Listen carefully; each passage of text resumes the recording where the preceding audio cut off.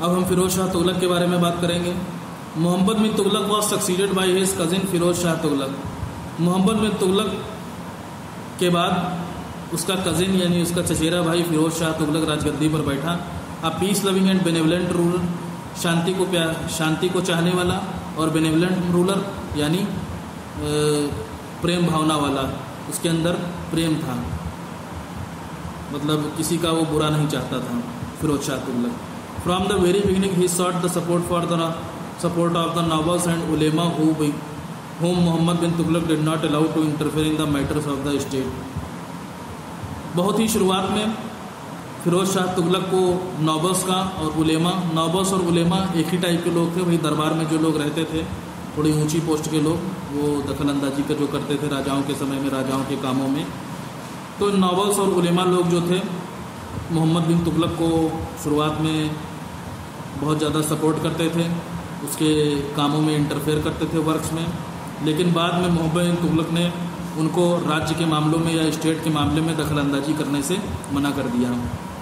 Firoz Shah Tughlaq handed out larger iqtas to the nobles and made the iqta system hereditary. Firoz Shah Tughlaq ने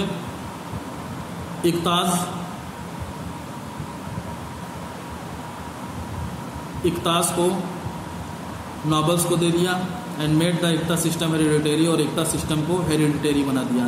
इक्तास होते थे छोटे मोटे जो एरियाज लोगों को दिए जाते थे संभालने के लिए राजाओं के समय में, अधिकारियों को, उनको इक्तास कहा जाता था। ठीक है, तो उसने इक्तास का जो इतना बड़ा सिस्टम था वो फिरोज शाह तुगलक ने नॉबल्स को दे दिया।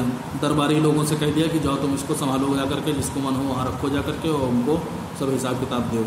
And make the iqta system hereditary, और इक्ता सिस्टम में उसने ये कर दिया कि आगे आने वाली पीढ़ियाँ ही उस अधिकारी की उस एरिया को संभालेंगी। In order to please the ulema he impose Islamic laws. उलेमाओं को खुश करने के लिए उसने इस्लामिक लॉज बनवाए, यानी इस्लाम धर्म यानी मुसलमानी जो लोग थे उनके लिए अच्छे कानून बनवाए। However Firoz Shah Tughlaq is best remembered for his welfare measures. लेकिन फिरोज शाह जो तुगलक था उसको इसलिए भी याद किया जाता है क्योंकि उसने भलाई के बहुत सारे काम करवाए थे।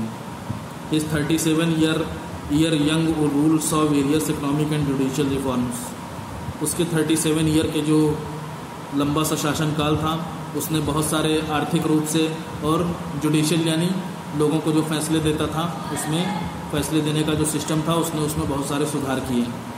Therefore he sometimes refer to as the reformer sultan. इसलिए कभी कभी उसको सुधार करने वाले सुल्तान के नाम से भी जाना जाता है। रिफॉर्म सुधार क्या क्या किए फिरोज शाह तुगलक ने? Firoz Shah Tughlaq reorganize taxation policy. उसने जो टैक्स वसूला जाता था किसानों से उस पॉलिसी को बदल दिया। He not only reduce the tax in the Doab region. उसने दोआब रीजन में ना ही केवल टैक्स को घटाया कम किया बट एबॉलिश न्यूमरस टैक्सेस। उसने बहुत सारे टैक्सों को ख़त्म कर दिया।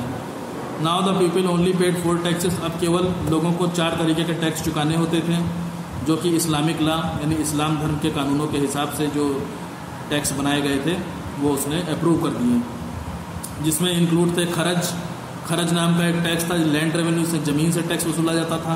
खमस नाम का एक टैक्स था, स्टेट शेयर ऑफ लूट एक्वायर्ड ड्यूरिंग वार, यानी युद्ध के समय जब राज्य में जो भी लूट होती थी वहाँ के सैनिक यानी सुल्तानों के सैनिक जो दूसरे राज्यों के ऊपर अटैक करने जाते थे वहाँ से जो लूट करके चीज़ें लाई जाती थी उसमें का राज्य का शेयर अलग कर दिया जाता था।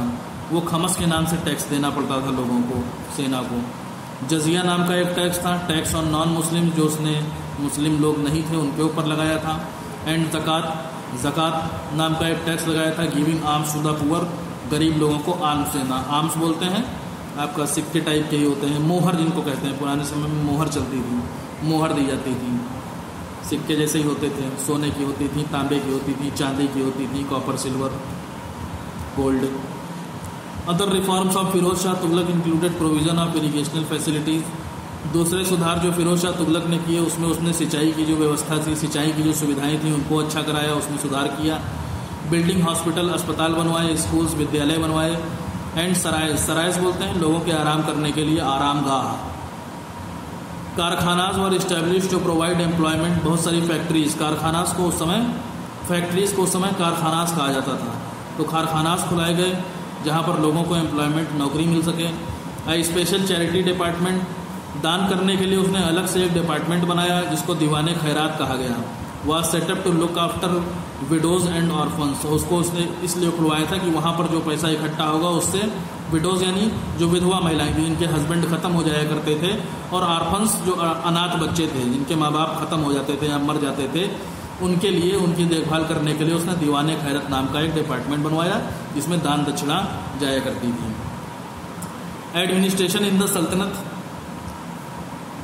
अब प्रशासन देखेंगे फिरोज शाह तुगलक का सल्तनत में इसने कैसे अपना राजकाज संभाला।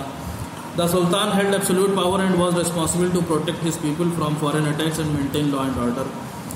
वही चीज़ जो सब में होती थी, सुल्तान के पास ही सारी पावर होती थी और वही जिम्मेदार होता था अगर लोगों के ऊपर अटैक हो रहा है या फिर लॉ और ऑर्डर बनाना है, नियम और कानून बनाना है, तो सारी जिम्मेदारी राजा की होती थी, सुल्तान की होती थी। Although assisted by A number of officers, हालांकि बहुत सारे अधिकारी इसको सपोर्ट करते थे, मदद करते थे, लेकिन sultan was also the chief justice, जो सुल्तान होता था वो मुख्य न्यायाधीश होता था, आखिरी फैसला वही सुनाता था, and the commander in chief, और सेना का चीफ भी वही होता था, मुखिया वही होता था। The sultan enjoyed supreme power, सुल्तान जो है सर्वशक्तिमान होता था। And by Balban's rule the sultan was considered to be God's representative on earth, और बलबन के शासनकाल के समय से जो सुल्तान लोग थे जो दिल्ली की राजगद्दी पर बैठते थे उनको भगवान का रिप्रेजेंटेटिव माना जाता था, रिप्रेजेंटेटिव नहीं भगवान का प्रतिनिधि माना जाता था, उनके द्वारा भेजा गया इंसान माना जाता था। Balban introduce the practice of sijda or paibos or lying on the ground next to feet of the sultan and paibos or kissing the sultan feet. Balban ने सिजदा नाम की प्रथा से इंट्रोड्यूस कराया था जिसमें सुल्तान के सामने घुटने टेक करके सर झुकाना होता था, और पैबोस उसने लॉन्च किया था जिसमें सुल्तान के पैरों को चूमना भी होता था। Nobles enjoyed high positions in the states administration, nobles लोग जो होते थे यानी दरबारी लोग जो होते थे उनको प्रशासन में, राजकाज में फिरोज शाह तुगलक के बहुत ऊंची पोस्ट दी गई। In fact all important military and civilian post were held by the nobles, वास्तव में जितना भी मिलिट्री का जो काम होता था, सिविलियन पोस्ट यानी नागरिकों से जुड़ी हुई जो चीज़ें होती थी वो सारा काम नॉबल्स ही संभालते थे। Khans, Maliks and Amirs were the high ranking nobles, खान लोग, मलिक्स लोग और आमीर्स लोग जो होते थे इनकी बहुत ही ऊंची रैंक होती थी फिरोज शाह तुगलक के शासनकाल में, ड्यूरिंग द दिल्ली सल्तनत पीरियड, दिल्ली सल्तनत के पीरियड में। Some important officials in the Delhi Sultanat administration included the Wakil-e-dar who was responsible for the entire royal household and the Amir Hajib who was the master of ceremonies at the royal court। Delhi सल्तनत में अब ये जो administration in the सल्तनत heading है जो मैं आपको अभी पढ़ा रहा हूँ, ये केवल फिरोज शाह तुगलक की नहीं है, ये पूरी दिल्ली सल्तनत के लिए है कि दिल्ली सल्तनत में जो जो लोग भी आए वो किस तरीके से उनका शासनकाल था, जो भी सुल्तान आए उन लोग के समय में राजकाज कैसा था। ठीक है, तो सल्तनत एडमिनिस्ट्रेशन इंक्लूडेड द वकीलेदार, सल्तनत के शासनकाल, सल्तनत के राजकाज में वकीलेदार नाम का एक व्यक्ति होता था, who was responsible for the entire royal house hold, जो कि जितना भी शाही कामकाज था वो सब देखता था, यानी राजाओं का जितना भी कामकाज है वो वकीलेदार देखता था। And the Amir Hajib who was the master of ceremonies at the royal court, Amir Hajib नाम का जो व्यक्ति था, जो पर्सन था, वो महल में होने वाली, शाही दरबार में होने वाली जितनी भी सेरेमनीज, जो भी फंक्शन वगैरह होते थे वो सब अमीर हजीब संभालता था। The Sultan received all information including petitions through the Amir हजीब, सुल्तान को जितने भी पिटिशंस यानी जो लेटर वगैरह जनता की तरफ से आते थे, जो भी सूचनाएं होती थी वो अमीर हजीब देता था। द वजीर supervised all the other department, जो वजीर होता था वो बाकी के सारे डिपार्टमेंट संभालता था। And was also responsible for revenue collection, जो टैक्स वसूला जाता था उसके लिए भी यही जिम्मेदार होता था वजीर। सैलरीज, तनख्वाह वगैरह यही बांटता था मिलिट्री को। And allotment of land among many other functions, और बहुत सारे फंक्शंस को करने के लिए ज़मीनों का जो अलॉटमेंट होता था वो वजीर ही करता था। The sultans of the Delhi Sultanat followed the iqta system, Delhi Sultanat के सुल्तानों ने एकता सिस्टम को फॉलो किया। Under this system land grants were given to military and civilian officials known as iqtadars, इस सिस्टम के अंडर में ज़मीनों को मिलिट्री के लोगों को और नागरिकों के अधिकारियों को दिया जाता था। सिविलियन ऑफिसर्स यानी जो अधिकारी लोग होते थे पुराने समय के सुल्तानों के, उनको दिया जाता था। नोन एज इक्तादार्स, इन्हीं लोगों को इक्तादार कहते थे, और मुक्तीज या मुक्तीज भी कहा जाता था। These officials were in charge of collecting taxes from the assigned lands. ये जो अधिकारी होते थे जिन्हें इक्तादार्स कहा जाता था, इनको जो ज़मीनें असाइन की गई थी, जो ज़मीनें इनको दी गई थी, वहाँ पर टैक्स इकट्ठा करने की जिम्मेदारी इन्हीं की होती थी। A part of the tax was deposited to the sultan's treasury, और टैक्स का एक हिस्सा वो सुल्तान के खजाने में रख दिया जाता था, सुल्तान के खजाने में दे दिया जाता था। They were also responsible for maintaining an army, और ये जो लोग होते थे इक्तादार जो होते थे जिनको ज़मीनें असाइन की जाती थी, ये आर्मी को मेंटेन करने की जिम्मेदारी भी इन्हीं की होती थी। The sultan maintain the strong army, सुल्तान बहुत ही मजबूत सेना को मेंटेन करता था। The military affairs were managed by an official called Ariz Mumalik, सेना से जुड़े हुए जो मामले होते थे उनका मैनेजमेंट एक अधिकारी देखता था जिसे अरीज़ मुमालिक कहा जाता था। ड्यूरिंग अलाउद्दीन खिलजी रेन, चेहरा और a full description was maintain to check the quality of troops. Alauddin Khilji के शासनकाल में चेहरा नाम का एक रूल था, एक नियम था, और a full description was maintain to check the quality of troops, या फिर फुल डिस्क्रिप्शन का मतलब होता है पूरी जांच करना, पूरी तरीके से चेक करना। ये एक लॉ बनाया गया, एक कानून उसके समय में बनाया गया था जिसमें सैनिकों, ट्रूप्स यानी सोल्जर्स की क्वालिटी को चेक किया जाता था। प्रैक्टिस ऑफ दाग और ब्रांडिंग हॉर्सेस, दाग नाम का एक प्रैक्टिस था, काम था, या फिर हॉर्सेस की ब्रांडिंग भी इसको कहा जाता था। हॉर्सेस के ऊपर ठप्पा लगा दिया जाता था घोड़ों के ऊपर। Was also done during the Alauddin Khilji reign, ये भी अलाउद्दीन खिलजी के शासनकाल में होता था। To ensure only good quality horses were brought, ऐसा इसलिए किया जाता था कि अच्छी क्वालिटी के जो घोड़े थे वही मिलिट्री में या सेना में आ पाएँ। The iqtadars maintain additional troops for the sultan, जो इक्तादार्स होते थे ये सुल्तानों के लिए नए नए सैनिकों को जोड़ा करते थे, मेंटेन करते थे। कोई सैनिक बूढ़ा हो गया उसको निकाल दिया, उसकी जगह पर दूसरा ले आए, उसके बेटे को रख लिया है और किसी यंग पर्सन को ले आए। इस तरीके से आर्मी को बनाया जाता था, राजकाज को संभाला जाता था। The empire was divided into subas, साम्राज्य जो था वो सूबों में बटा हुआ था, या फिर प्रोविंसेस भी कहा जाता। प्रोविंसेस बोलते हैं छोटे राज्य। That were further divided into six, ये सूबे जो हैं आगे चलकर शिक्स में बढ़ जाते थे। That were headed by a shiqdar, जिनका मुखिया शिकदार होता था। Shiqs were then divided into pargana, shiqs आगे चलकर परगना में बढ़ जाते थे। They were made up a number of villages, इनके अंदर कई सारे गांव होते थे, ठीक है, 10-15 गांव मिलकर के एक परगना बनता था।